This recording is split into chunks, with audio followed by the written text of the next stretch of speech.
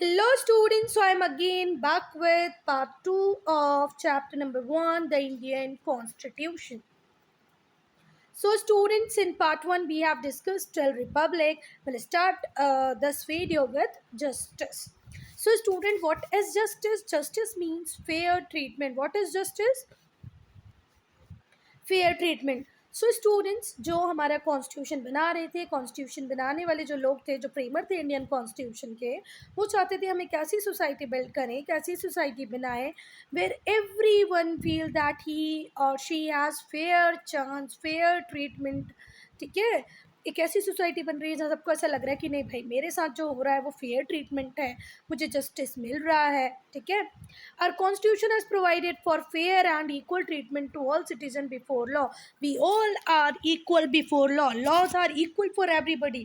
This is ensured by whom? Our constitution. ठीक है, तो जस्टिस का मतलब क्या होता है स्टूडेंट्स? Fair treatment. हमारे कॉन्स्टिट्यूशन मेकर ने ये बिल्कुल इंश्योर कराया है कि हमारी कंट्री में जो लोग भी रह रहे हैं उन्हें इक्वल ट्रीटमेंट मिले, फेयर ट्रीटमेंट मिले. ठीक है, constitution also seek to ensure economic and social justice. हमारे कॉन्स्टिट्यूशन ने इस बात के लिए भी सोचा है कि हमें इकोनॉमिक और सोशल जस्टिस भी मिले. उन्होंने इकोनॉमिक इनइक्वालिटीज़ को रिड्यूस करने की बात की है, कम करने की बात की है. रिड्यूस करना होता है मतलब कम करना, इनइक्वालिटी जो असमानताएं हैं, है ना, कौन सी? इकोनॉमिक, उनको भी कम करने की बात किसने की है स्टूडेंट? हमारे कॉन्स्टिट्यूशन ने की है कि भाई सोशल स्टेटस में ज़्यादा प्रॉब्लम्स नहीं होनी चाहिए, ज़्यादा डिफरेंस नहीं होना चाहिए. ठीक है, इकोनॉमिक इनइक्वालिटी नहीं होनी चाहिए, इन दोनों को भी हमें कम करना है, ऐसा हमारे कॉन्स्टिट्यूशन में लिखा हुआ है. अब इसको अचीव कैसे करेंगे स्टूडेंट? कैसे हम सबको रिच बना देंगे, या कैसे रिच और पुअर के बीच का गैप कम कर देंगे, या सोसाइटी में सबको रिस्पेक्ट कैसे दिला देंगे? कैसे करेंगे बेटा? हम लोगों ने वीकर सेक्शन को कुछ स्पेशल फैसिलिटीज़ प्रोवाइड कराई हैं, जैसे to improve the social and economic status of former untouchables. पहले जिन लोगों को हम अनटचेबल वो बोलते थे ना, इन लोगों को हम छुएंगे तो हमको भी कुछ, हम मतलब हम भी पापी बन जाएंगे, इन लोगों को छूना नहीं है. अनटचेबिलिटी आप लोगों ने पढ़ा होगा पहले. ठीक है, तो जो एससी कम्युनिटी होती थी, शेड्यूल कास्ट, जो मैनुअल स्कैवेंजिंग का काम करती थी और दूसरे मीनियल जॉब्स करती थी, उसे हम लोग छूना पसंद नहीं करते थे, जिन्हें हम लोग शेड्यूल कास्ट बोलते हैं. ठीक है, फिर दूसरी कम्युनिटी आती है जिसको हम शेड्यूल ट्राइब बोलते हैं, जो फॉरेस्ट एरियाज़ में रहते हैं. ठीक है, तो इन सब के लिए हमने कुछ स्पेशल प्रोविजंस बनाए हैं इनकी इकोनॉमिक स्टेटस को अपलिफ्ट करने के लिए. ठीक है, एससी और एसटी के अलावा एक क्लास और आती है जिसे आप बोलते हो अदर बैकवर्ड क्लासेस. कॉन्स्टिट्यूशन ने रिजर्वेशन की फैसिलिटी प्रोवाइड की है. We are giving reservation to schedule caste, schedule tribe, other backward classes means OBCs. Students do remember, either in government jobs, school और colleges, everywhere we have reserved seat for SC candidate, ST candidate and OBC candidate, so that they can avail the benefit of equal opportunities and uplift themselves. ठीक है, मुझे वो word ध्यान नहीं आ रहा है जो हम अनटचेबल्स के लिए यूज़ करते हैं, क्या बोलते हैं उसको हिंदी में, मुझे तो याद नहीं आ रहा है. स्टूडेंट, अगर आपको याद आता है तो मुझे बताना, अनटचेबल को क्या बोलते थे हिंदी में. चलो छोड़ो, आप लोग मुझे बताएं. The constitution also allow reservation to be made for this group in jobs. Job में, एजुकेशनल इंस्टीट्यूशन में, हर जगह इन्हें हम क्या दे रहे हैं? रिजर्वेशन. और स्टूडेंट्स, रिजर्वेशन नेसेसरी था क्योंकि SC community, ST community, other backward classes ये बहुत ही ज़्यादा डेप्रीवेशन में थे. ठीक है, हमने इन्हें इकोनॉमिकली अपलिफ्ट करने के लिए थोड़ी सी फैसिलिटी प्रोवाइड की है, एक्स्ट्रा एफर्ट्स लगाए हमारी गवर्नमेंट में, और इसमें कोई प्रॉब्लम नहीं होनी चाहिए. क्योंकि जब हमारी कंट्री को डेवलप करना है means we have to develop everybody. थोड़े से लोगों की डेवलपमेंट से कंट्री कभी डेवलप नहीं होगी. हमारा कॉन्स्टिट्यूशन लिबर्टी को प्रमोट करता है. लिबर्टी को हम फ्रीडम भी बोल सकते हैं. ठीक है, our constitution promote liberty, equality, fraternity. Fraternity means what? Brotherhood. जितने भी कंट्री में लोग हैं हम लोग सब भाई बहन हैं. ठीक है, लिबर्टी, इक्वालिटी, फ्रेटर्निटी. क्योंकि किसी एक अच्छी सोसाइटी को बनाने के लिए ये तीनों ही फैक्टर बहुत इंपॉर्टेंट है. देखो, जब तक हर व्यक्ति ये फील नहीं करेगा कि मुझे लिबर्टी है, मैं फ्री हूँ अपने काम करने के लिए, वो खुशी खुशी काम नहीं करेगा. सबको ऐसा लगना चाहिए कि we all are equal in society. फिर फ्रेटर्निटी की जो फीलिंग होगी, ब्रदरहुड की जो फीलिंग होगी, वो यूनिटी को बढ़ाएगी, है ना। चलो तो पहले लिबर्टी पढ़ेंगे। Liberty, the citizen of India have given the liberty to express their opinion freely. अगर आपको इसको देखना है, समझना है स्टूडेंट, तो 8 to 9 जो प्राइम टाइम होता है उस पर टेलीविज़न में आप डिबेट से देखें, भले ही वो NDTV पर देख लें, भले ही वो आज तक पर देख लें, यहाँ पर डिबेट्स होंगे। कुछ लोग होंगे जो अपोजिशन पार्टी के होंगे, कुछ लोग किसी न्यूज़पेपर एजेंसी को बिलोंग करते होंगे, कुछ हमारी जो रूलिंग पार्टी है बीजेपी के मेंबर्स होंगे, और they all are very free to express themselves. Even somewhere they are criticizing our PM Narendra Modi very badly, फिर भी हम उन्हें ओपनली नेशनल टीवी पे टेलीकास्ट करें। It means we are very free to express our opinion, ठीक है, हमारे beliefs. हमें कोई प्रेशराइज नहीं करता है कि आपको CA बनना है, कि आपको CS बनना है, कि आपको इंजीनियरिंग करनी है, आपको डॉक्टर बनना है। You are very free to choose your own profession, okay. Then equality, equality means what? In India all citizens are equal before law. सारे लोग लॉ के आगे, जितने भी लॉज रूल्स रेगुलेशन बने वो सब लोगों पे इक्वली फॉलो होंगे, ठीक है। अगर आप कभी डिस्क्रिमिनेशन करते हैं तो वो इलीगल है और पनिशेबल बाय क्राइम है, ठीक है। इवन अनटचेबिलिटी बैन होगी, और अगर आप कभी अनटचेबिलिटी करते पाए गए तो आपको तो सीधे जेल जाना पड़ जाएगा। किसी भी फॉर्म का डिस्क्रिमिनेशन इलीगल है, लॉ उसको पनिश करता है, ठीक है। Thus, follower of different religion, rich हो, poor हो, man हो, women हो, all entitled to equal rights and opportunity। हर व्यक्ति को, इधर you are a man, women, you are a rich और अ पुअर, आप हिंदू हो, मुस्लिम हो, सिख हो, ईसाई हो, सबको इक्वल राइट्स हैं और इक्वल अपॉर्चुनिटी अवेलेबल है, और ये इंश्योर कराता है हमारा कॉन्स्टिट्यूशन। स्टूडेंट, इंडिया जैसे डाइवर्स नेशन को, जहाँ 8 रिलीजन है, मोर देन 1600 लोकल डायलेक्ट्स हैं, 28 शेड्यूल्ड लैंग्वेजेस हैं, इवन 2 ऑफिशियल लैंग्वेज हैं, ऐसी कंट्री में अगर हमको हार्मनी मेंटेन करनी है, ठीक है, तो फ्रेटर्निटी की फीलिंग का बहुत ज़्यादा इंपॉर्टेंट हो जाता है बच्चा, कि ठीक है, क्योंकि इतनी डाइवर्सिटी आपको पूरे वर्ल्ड में कहीं नहीं मिलेगी जितनी अकेले इंडिया में अवेलेबल है। डिफरेंट ट्रेडिशंस हैं, डिफरेंट लैंग्वेजेस हैं, और अगर इन सबको साथ लेते हुए हार्मनी वाली लाइफ को जीना है, यूनिटी को बढ़ाना है, तो फ्रेटर्निटी बहुत इंपॉर्टेंट है। ब्रदरहुड की फीलिंग हम सब में होनी चाहिए। कॉन्स्टिट्यूशन फ्रेटर्निटी को प्रमोट करता है। किसके लिए प्रमोट करता है? टू स्ट्रेंथन यूनिटी, यूनिटी बढ़ाने के लिए, नेशन की इंटेग्रिटी को बढ़ाने के लिए हम किसकी बात करते हैं? फ्रेटर्निटी की बात करते हैं। स्टूडेंट, और कॉन्स्टिट्यूशन ने हर उस बात पे ध्यान दिया है, हर उस बात के लिए सोचा है जो हमारी सोसाइटी में थोड़ी भी प्रॉब्लम क्रिएट कर सकते हैं, ठीक है। हमारे कॉन्स्टिट्यूशन में हमने बहुत ज़्यादा एफर्ट्स लगाए, कोशिश की है कि हम कास्ट बेस्ड डिस्क्रिमिनेशन को ख़त्म कर दें, अनटचेबिलिटी को ख़त्म कर दें, ठीक है। और वो सारी प्रैक्टिसेस जो एक इंडिविजुअल की डिग्निटी को थ्रेट करती हैं, फिल ईलिंग को सोसाइटी में आने देती हैं, ठीक है, इन सब को ख़त्म करना है। ऐसा खुद किस में हमने ट्राई किया है? हमारे कॉन्स्टिट्यूशन में, ठीक है। फिर से सुनिए, constitution also aims to remove caste discrimination, untouchability and all other practices that threaten the dignity of individual and give rise to ill feeling among different sections of society। Society के different section में इल feeling ना आए, individual की dignity hurt ना हो, ठीक है, untouchability ban हो जाए, कास्ट बेस्ड डिस्क्रिमिनेशन ना हो, ये सब भी इंश्योर हमारे कॉन्स्टिट्यूशन ने कराया है। Now importance of preamble. Preamble क्या होता है स्टूडेंट? वो शॉर्ट स्टेटमेंट जिसके थ्रू हमारा कॉन्स्टिट्यूशन स्टार्ट होता है, इंट्रोडक्टरी पार्ट है, ठीक है। The preamble reflects the vision and the aims of founding father of Indian Constitution। preamble हमारे विजन को बताता है। वो विजन किसके थे? Founding fathers of Indian constitution, ठीक है। Even though it cannot be enforced by law।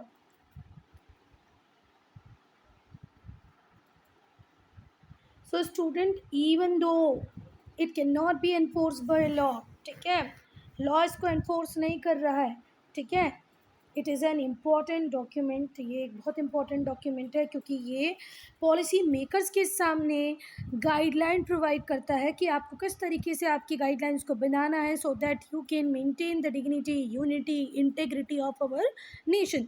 जितने भी लॉज हैं हमारी कंट्री में, सब बेसिक वैल्यू जो हैं, जो हमारे प्रीएम्बल में स्टेट की गई हैं, उनको देखते हुए बनाए जाते हैं कोई भी लॉ जो इंडियन कॉन्स्टिट्यूशन की स्पिरिट के अगेंस्ट में होगा वो वॉइड होगा, उसका कोई एग्जिस्टेंस नहीं होगा. Do remember students, whatever laws are there in our country, they have to uphold the basic value stated in preamble में जो basic structure बताया गया है उसको ध्यान में रख के ही आपको लॉज बनाने हैं. अगर आपने कोई लॉ ऐसे बना भी दिया जो कॉन्स्टिट्यूशन की स्पिरिट के अकॉर्डिंग नहीं है तो वो वॉइड हो जाएगा, उसका कोई वैल्यू नहीं रहेगा. ठीक है.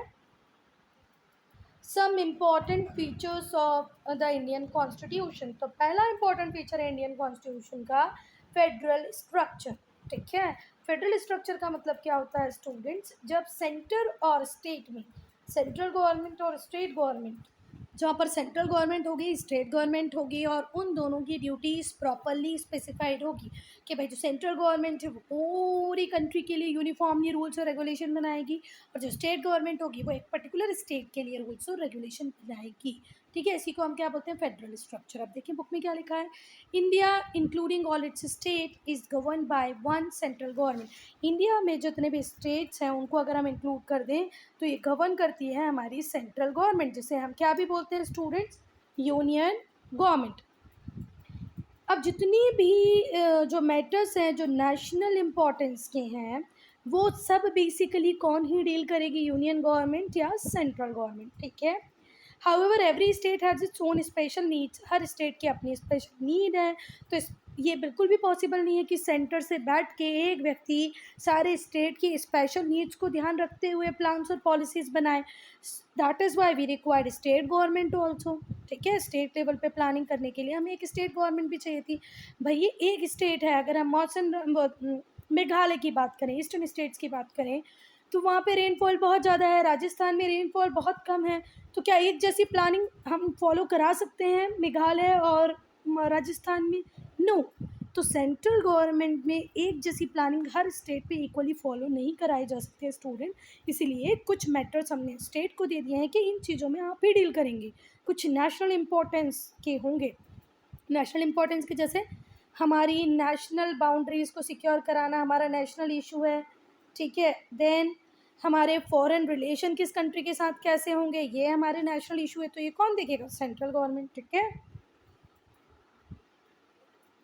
क्योंकि सेंटर से हुई प्लानिंग हर स्टेट पे इक्वली फॉलो नहीं कराई जा सकती, क्योंकि हर स्टेट का क्लाइमेटिक कंडीशन अलग है, टोपोग्राफी अलग है. इसीलिए हमने स्टेट लेवल पे भी एक गवर्नमेंट बनाई है जिसे स्टेट गवर्नमेंट बोलते हैं. The state government job is to make and give effort to laws that meet the special needs of the state. ठीक है. और ये क्यों बनाया है बच्चा, ऐसे स्पेशल लॉज बना पाएँ जिससे हम स्टेट की स्पेसिफिक नीड को कैटर कर पाएँ.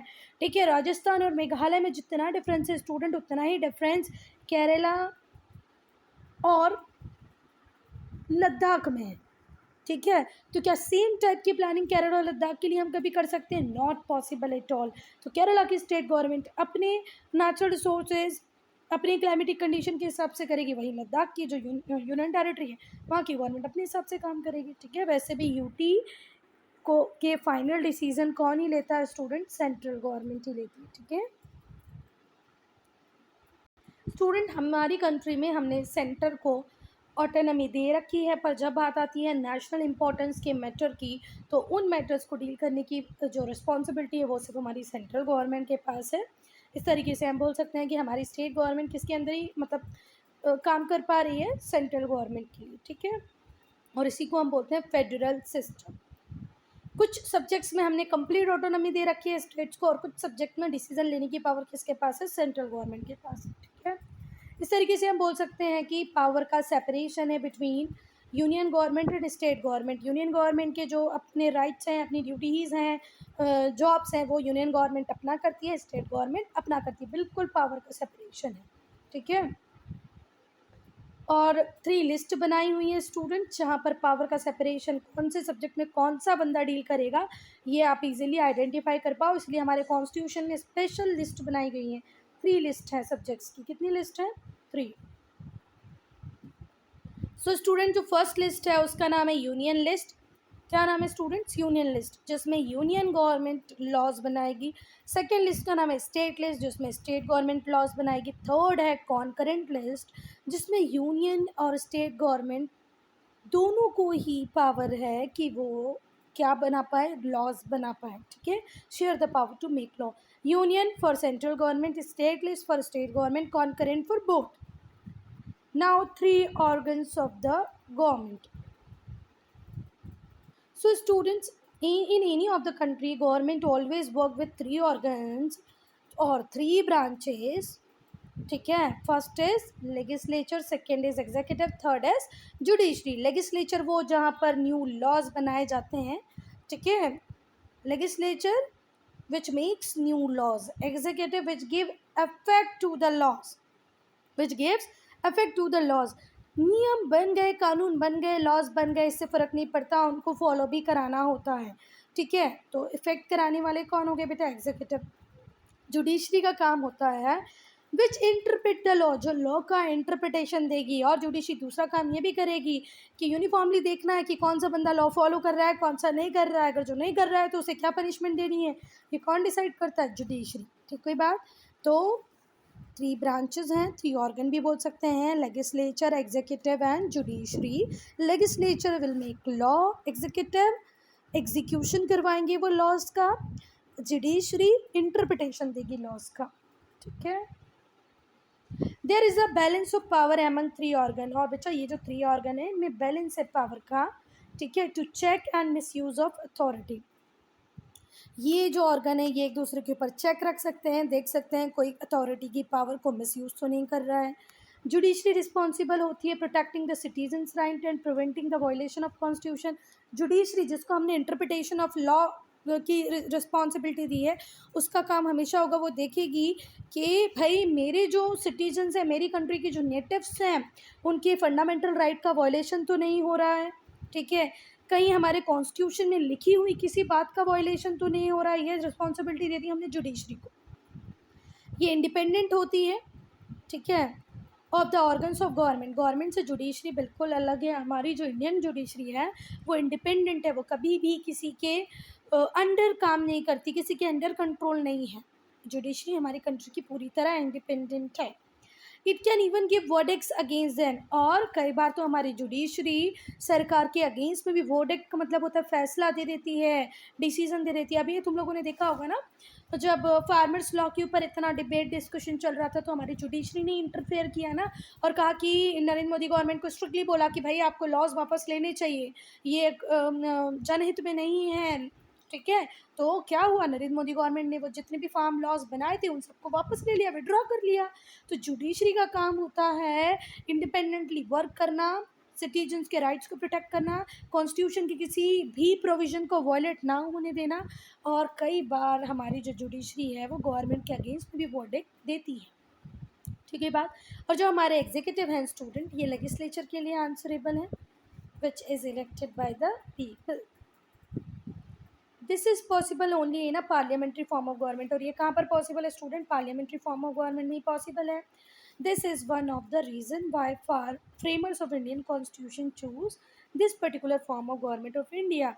बेटा देखो, हमारे एग्जीक्यूटिव हमेशा किसके लिए आंसरेबल होंगे, लेजिस्लेचर के लिए, ठीक है, which is elected by the people. जो किसने इलेक्ट किया है, लोगों ने इलेक्ट किया है, ठीक है. जितना भी हमारा एग्जीक्यूटिव वर्ग है वो हमारे लेजिस्लेचर को आंसर देगा. और लेजिस्लेचर में कौन लोग बैठे हैं, जिनको इलेक्ट किसने किया है स्टूडेंट्स, जनरल पब्लिक ने, हम लोगों ने इलेक्ट करके भेजा है. इसीलिए हमने किस सिस्टम को अडॉप्ट किया, पार्लियामेंट्री फॉर्म ऑफ सिस्टम को अडॉप्ट किया.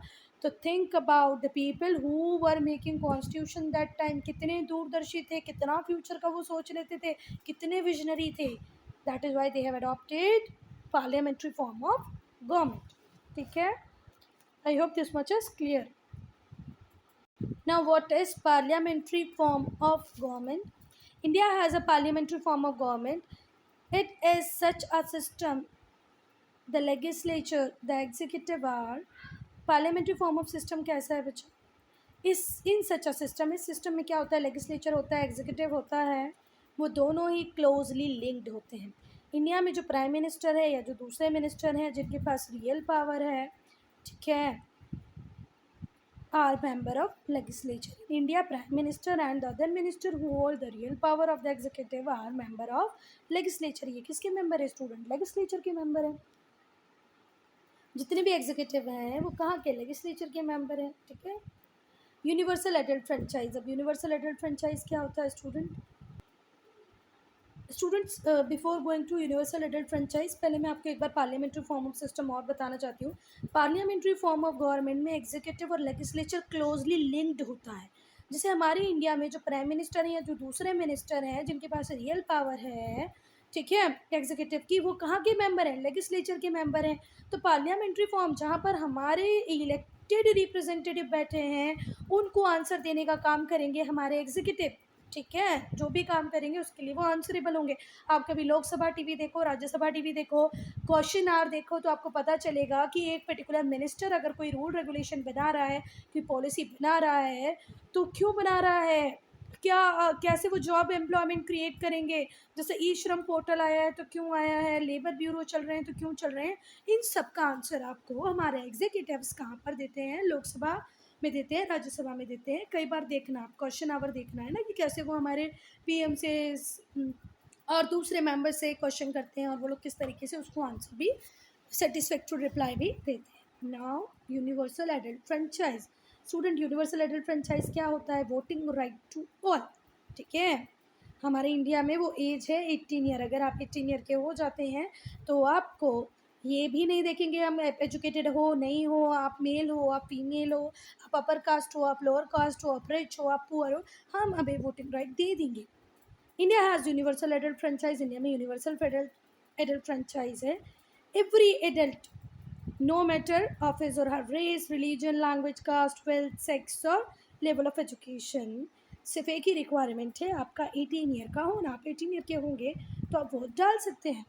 More over every person vote carries equal weight. हमारे कंट्री में मैं वोट डालूंगी तो मेरा भी एक ही वोट वैल्यू होगा, मुकेश अंबानी डालेंगे तो उनके वोट वैल्यू भी एक ही होगा, ठीक है, रिगार्डलेस ऑफ हर सोशल और economic status.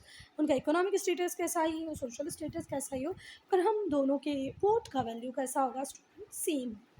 This is what universal adult franchise. तो पहले हमारी कंट्री में ये एज थी 21, अब हमारी कंट्री में ये एज हो गई है 80, ठीक है। Fundamental rights and duties. Indian Constitution has given all citizens certain rights which are considered essential for well-being. Students, whatever rights are very essential for well-being is given by our Constitution. Freedom of liberty, sorry, freedom of speech है, freedom of profess any of the religion है, any of the occupation है। ये सब wellbeing, हमारी wellbeing एक society को अच्छा बनाने के लिए बहुत इंपॉर्टेंट है और ये सब हमको किसने दिया है? हमारे कॉन्स्टिट्यूशन ने दिया है। और इन्हीं चीज़ों को ही हम क्या बोलते हैं? Fundamental rights. These rights are guaranteed by the constitution and can be enforce by the court. ये राइट हमारे कॉन्स्टिट्यूशन ने दिए और इनको एनफोर्स कराने की गारंटी कौन लेती है? हमारी कोर्ट। तो कॉन्स्टिट्यूशन ऑल्सो मेंशन सर्टेन, हाँ बेटा, कॉन्स्टिट्यूशन ने हमारे लिए कुछ ड्यूटीज़ भी लिखी हैं कि हर इंडिया के सिटीजन को, जो इंडिया का नेटिव है, उसको कुछ ड्यूटीज़ फॉलो करनी पड़ेगी। उसे हम बोलते हैं फंडामेंटल ड्यूटीज़। तो कुछ हमें राइट्स दिए हैं कि कुछ भी हो जाए ये राइट्स तो आपको मिलेगा। जैसे राइट टू वाटर है, क्या है? Right to water. Right to life के अंदर इसको ऐड किया है, राइट टू वाटर को। राइट टू लाइफ के अंदर ही गारंटी किया गया है राइट टू लाइवलीहुड। तो ये कुछ ऐसे राइट्स हैं स्टूडेंट्स जो हमें कौन इंश्योर कराता है? हमारा कॉन्स्टिट्यूशन। भाई ये हमारे सरकार की जिम्मेदारी है कि सबको पीने का पानी अवेलेबल करवाए। बाई बात समझ में है, ठीक है। तो स्टूडेंट्स, इसी तरीके से जब आपको हर चीज़ की फैसिलिटी मिलेगी तो कुछ ड्यूटीज़ भी तो होंगी, ठीक है। तो वो ड्यूटीज़ भी हैं, उन्हें हम फंडामेंटल ड्यूटीज़ बोलते हैं। जैसे नेशनल फ्लैग को रिस्पेक्ट करना, नेशनल एंथम को रिस्पेक्ट करना, पब्लिक प्रॉपर्टी को सेफगार्ड प्रोवाइड करना, नेशनल हेरिटेज, कल्चरल हेरिटेज को प्रिजर्व करके रखना। These all are few example of fundamental duties. Directive principles of state policy. All the ideals of constitution can not be translated into law at once. बेटा, जितनी भी ideals, जितनी भी बातें हमने सोची थी वो एक बार में सारी लॉ में ट्रांसफ़र नहीं हो गई। तो जो हमारे फ्रेमर्स थे, जो कॉन्स्टिट्यूशन बना रहे थे, उन्होंने कुछ गाइडलाइंस दी फ्यूचर गवर्नमेंट के लिए कि भाई ये सब चीज़ें जितना हम कर पाए। अब आने वाले टाइम में आपको ये जो डायरेक्टिव प्रिंसिपल हैं, इनको क्या करना है? लॉज बना देना है, ठीक है। For the gradual translation of ideals into law. ये जो आइडियल्स हैं अभी बचे हुए हैं, जिनको हम ट्रांसफॉर्म नहीं कर पाए, इसको ट्रांसफॉर्म करने की जिम्मेदारी आपकी हुई। These guidelines are called directive principle, और यही गाइडलाइन को हम डायरेक्टिव प्रिंसिपल बोलते हैं। स्टेट पॉलिसी के directive principles of state policy. When a government wants to give effect to directive principle it passes a law to the effect. बेटा जब भी किसी गवर्नमेंट को लगता है कि भाई अब इस डायरेक्टिव प्रिंसिपल को लॉ बनाने का टाइम आ गया, वो लॉ पास कर देती है, ठीक है, उस पर्टिकुलर थिंग के लिए। बहुत सारे टाइप के डायरेक्टिव प्रिंसिपल हैं जिनका काम था इकोनॉमिक जस्टिस। दो कुछ किससे रिलेट करते थे, इकोनॉमिक जस्टिस से, कुछ पब्लिक वेलफेयर की बात करते थे, कुछ सोशल जस्टिस की बात करते थे, कुछ डेमोक्रेटिक सिस्टम को स्ट्रॉन्ग बनाने की, स्ट्रेंथन करने की बात करते थे, कुछ कल्चर और नेचुरल हेरिटेज को प्रिजर्व करने की बात करते थे, कुछ हमारी फॉरेन पॉलिसी से रिलेटेड थे। जैसा प्रियम्बल है वैसे डायरेक्टिव प्रिंसिपल्स हैं, ठीक है, कैन नॉट बी एनफोर्सबल, और दोनों ही चीज़ को लॉ एनफोर्स नहीं कराता है, ठीक है। जैसे हम बोल रहे हैं इंडिया एक सेक्युलर कंट्री है, तो कभी इंडिया के किसी भी गवर्नमेंट फरमान में ऐसा नहीं दिखा आपको कि आप सबको भी अपना धर्म छोड़ देना है, आपको सेक्युलर बन जाना है, ऐसा तो नहीं बोला है ना, ठीक है। तो ये इनको कभी भी लॉ एनफोर्स नहीं कर रहा है student, though it is the government duty to follow this principle. फिर भी हमारी गवर्नमेंट की ड्यूटी है कि इन प्रिंसिपल्स को फॉलो करें जब भी कोई पॉलिसी बना रहे हो, ठीक है। The government can not be sued in a court if it fails to do so. किसी भी सरकार को बेटा स्यू नहीं कर सकते आप कोर्ट में अगर वो कोई डायरेक्टिव प्रिंसिपल या प्रियम्बल को डायरेक्टिव प्रिंसिपल के ऊपर काम नहीं कर रही है, तो क्योंकि इनफोर्स बाय लॉ नहीं है। So student I am ending this video here only. If you have any doubt any problem to write in comment section.